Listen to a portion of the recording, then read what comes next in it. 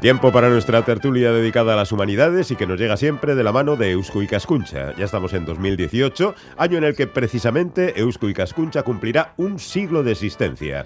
Su nacimiento fue consecuencia del primer Congreso de Estudios Vascos, convocado en septiembre de 2018 por las 4 diputaciones vascas. 1918. ¿He dicho 2018? Sí. Entonces no había ni nacido todavía Eusko Ikaskuntza.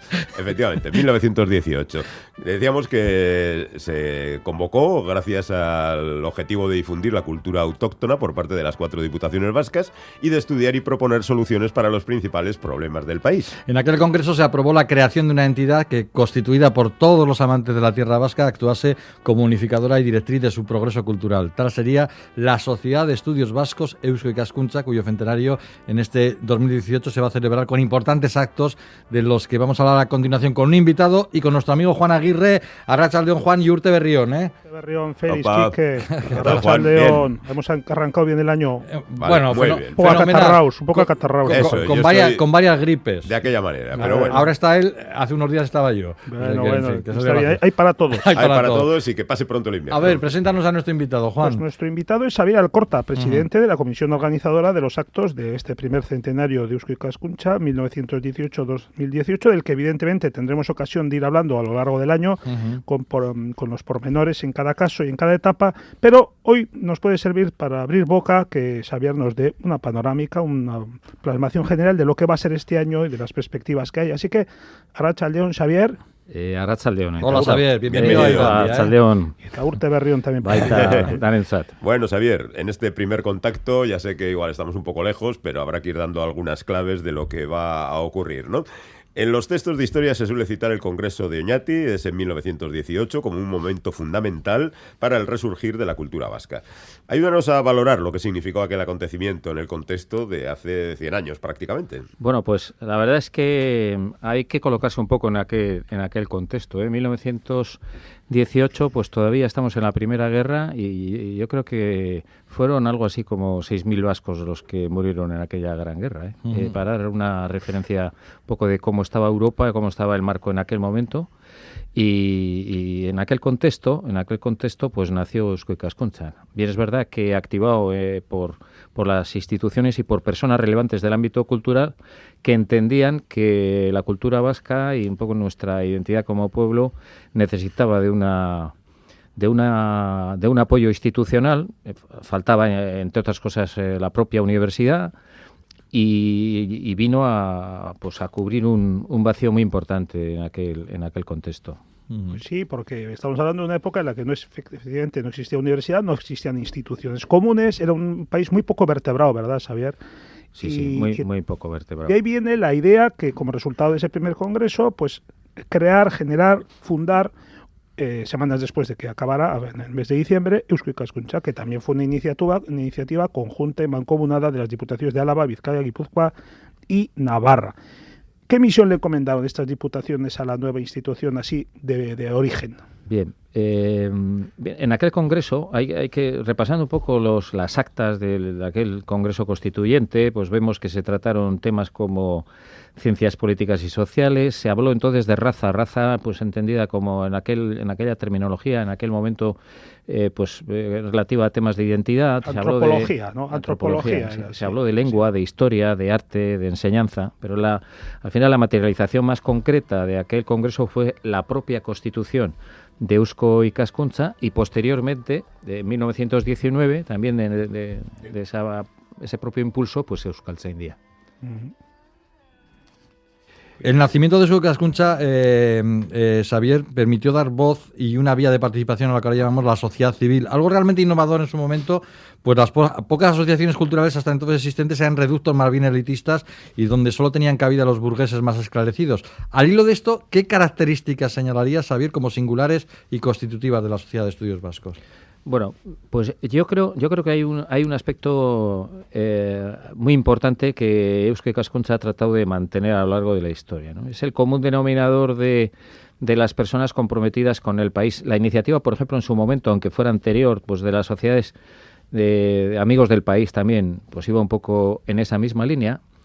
pero también amigos del país, pero con un criterio de país también más amplio, entre otras cosas, pues porque estaba Navarra desde su constitución, pues se trató de incorporar no solamente los aspectos, digamos, más culturalmente elitistas, sino a la propia sociedad organizada en aquel momento, pues para que tomara parte de los proyectos que en aquel momento pues tuvieron mucho que ver con los temas que enunciaba anteriormente. Había, yo creo que un páramo importante, lo sigue habiendo en cierto modo también todavía hoy, de información y de histórica. Se defendió el euskera contra viento y marea, porque habría que no tenía en aquel momento el euskera el consenso, a pesar de estar en una situación mucho más débil que ahora, el consenso suficiente a nivel de distintas ideologías o de distintas personas o las propias instituciones. Hubo la dificultad que sigue habiendo también ahora de encontrar, entonces mucho más, cuál podía ser el techo común, los elementos, digamos, compartidos. Había un clamor por la necesidad de la universidad y por trabajar la enseñanza. Se trabajaron bastante los temas de estructura económica. Claro, si se analizan ahora los estudios de estructura económica de hace un siglo, pues tenía muchísima más presencia, evidentemente, el sector primario.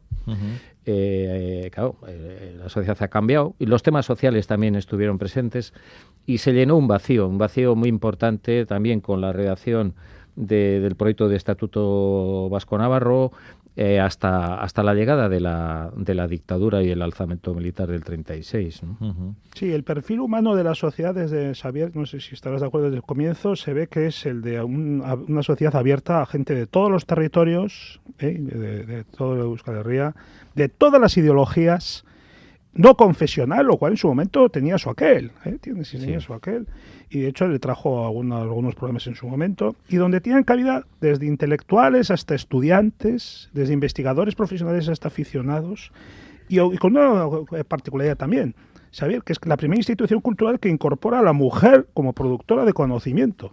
Esto hasta entonces no se había dado aquí.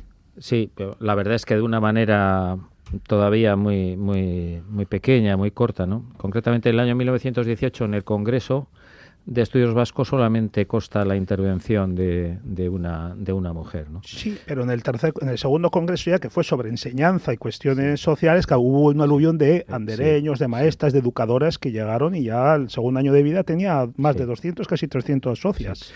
Bueno, yo creo que desde el primer momento y ahora también tratamos de que Eusko Ikaskuntza mantenga unos valores, la pluridisciplinaridad, por una parte, el tema de la diversidad también y la amplitud, digamos, ideológica en cuanto a participación, también el tema del conjunto, es decir, el cruzar la voz de los distintos territorios que componemos Euskal Herria, y tratar de romper una dinámica que, sobre todo en Egualde, en los territorios donde estamos más estructurados desde un punto de vista institucional, pues hay una relación excesiva, creo yo, de tipo vertical. Es decir, nosotros como ciudadanos tenemos estos derechos y pedimos a la Administración que cubra esas necesidades. Sin embargo, y es uno de los temas que en el trabajo de preparación de los proyectos en los que estamos vemos en comparación con Egualde, con Iparralde, pues allá resulta que no,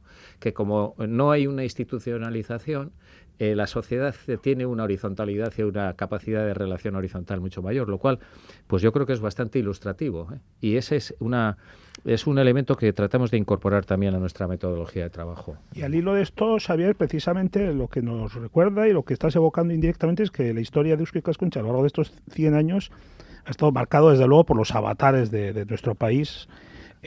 La dictadura de Primo de Rivera, primero, que estrechó muchísimo los márgenes de actuación, luego vino el franquismo, con la guerra civil, la prohibición desapareció hasta el 78 y luego volver a reinventarse en unas circunstancias totalmente diferentes el 78 a como había nacido 60 años antes. Entonces, quizá sea esa capacidad de adaptación a las circunstancias una de las constantes de la sociedad y lo que ha hecho y le ha permitido llegar a centenaria, ¿no? Sí, bueno, el primer impulso es el que hemos comentado antes, que viene de personas muy cualificadas y de las instituciones, de las diputaciones en concreto, y ese segundo impulso, en el contexto de la transición democrática y digamos, finales de los 70, nace un poco del compromiso de las personas que quieren impulsar una sociedad que había nacido para lo que nació, que no había podido desarrollar durante los últimos 40 años esa actividad y que se comprometieron. Ahí se incorporan muchas personas y hay un impulso, digamos, ya más de los socios, y cuenta desde el primer momento también con el apoyo de las instituciones, ¿no? Pero yo creo que ha llegado un tercer momento, no porque se haya cumplido el ciclo. La crisis económica también ha adelgazado las estructuras, ha adelgazado los presupuestos, y ahora tenemos necesidad de apelar, y yo creo que esa es una oportunidad, al voluntariado. Al voluntariado, y es decir que en este sentido la estructura de Eusko Ikaskuntza es una estructura pequeña y lo va a seguir siendo, pero tiene que actuar como catalizador. Y yo creo que ahora tenemos ese reto, es decir, desde un punto de vista de forma de trabajo, ser un poco la entidad que permita aunar pues la contribución de las universidades, por un lado, de las personas especializadas en los temas que vamos a tratar, de las personas que están involucradas en los proyectos que tienen que ver con ese conocimiento, pero a nivel, digamos, de realización práctica, y luego la voz de la propia sociedad, ¿no? Y entonces, y como no hay ninguna otra institución que sobre todo y que recoja todo el ámbito del país, yo creo que ahí tenemos una obligación con el país y tenemos un compromiso con nosotros mismos y con lo que fue el espíritu de la propia creación de Eusko Ikaskuntza, ¿no? Bueno, pues vamos a hablar ya de ese Congreso del Centenario, que va a ser el número 18 de los Congresos de Estudios Vascos celebrados en estos 100 años. Ya sé que igual es prematuro, pero ¿nos puedes trazar las grandes líneas maestras del programa, aunque sea superficialmente? No, sí. No, de hecho, yo diría que no es prematuro, porque llevamos 2 años trabajando un poco en esta nueva dinámica. Porque nosotros este congreso, por muy importante que sea, porque además tiene que ver con el centenario, no es el objetivo de los procesos de trabajo que estamos llevando. Es decir, nosotros estamos trabajando en 5 ámbitos que fueron los que, con un proceso participativo ya del año 2014-2015, no solo socios, sino otras personas que también quisieron participar, definieron como ámbitos de actuación prioritaria, porque se consideraban que a nivel de país eran los que marcaban un poco la prioridad, y son los que nos han ilustrado y los que nos han marcado las referencias de trabajo en estos 2 años. Entonces el Congreso va a ser un momento de oportunidad de enseñar lo que hemos sido capaces de trabajar estos 2 años. Y también va a ser un punto de partida hacia el futuro, ¿no? ¿Y cuáles son esos 5 ámbitos? Pues uno, una reflexión de futuro en la que se van a tratar muchos temas: la demografía, los avances tecnológicos, la enseñanza, el conocimiento, un poco con un planteamiento de futuro. Y luego 4 líneas más específicas. Una relacionada con sociedad y cultura, en donde va a tener cabida los aspectos de creación de cultura, de los creadores, el tema de marca, los medios de comunicación también.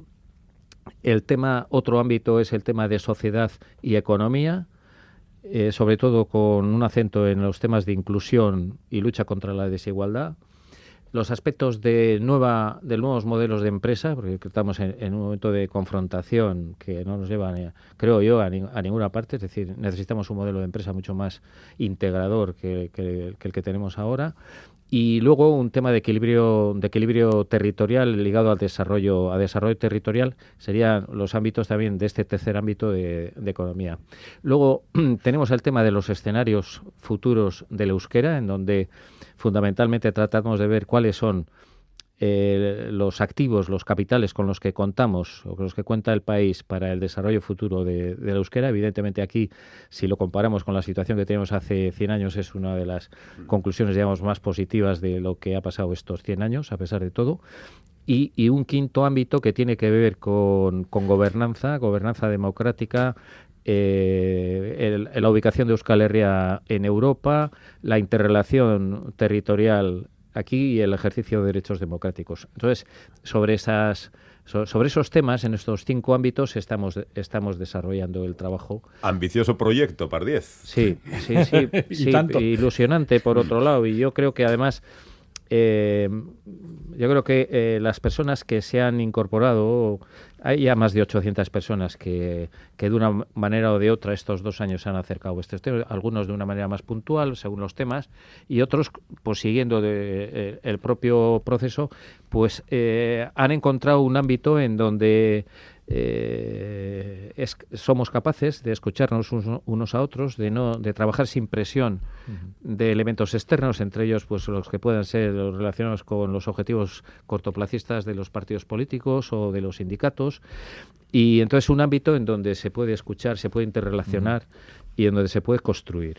Juan, iremos, supongo que a lo largo de todos estos próximas semanas, próximos meses, iremos contando cosas del centenario, ¿no? Claro, además hay que decir que estos 5 bloques se van a desarrollar a través de 5 congresos, cada uno en una capital distinta de Euskal Herria. Bueno, pues iremos hablando de todo ello. Habrá tiempo para ir a... no un congreso, sino 5. ¡Hala! Bueno, es un congreso con 5 sesiones. Muy bien. Vale. Distribuidas en las diferentes Bueno, capitales. pues Xabier Alcorta, muchas gracias por estar con nosotros, por avanzarnos, por hablarnos un poco de la historia de Eusko Ikaskuntza y por avanzarnos lo que va a ser este congreso, y ya, como hemos comentado, iremos poco a poco contando todo lo que vais gracias haciendo. por esta oportunidad y a vuestra disposición. Muy bien. Muy bien, gracias. Juan, hasta dentro de 15 días. Venga. Agur. Agur.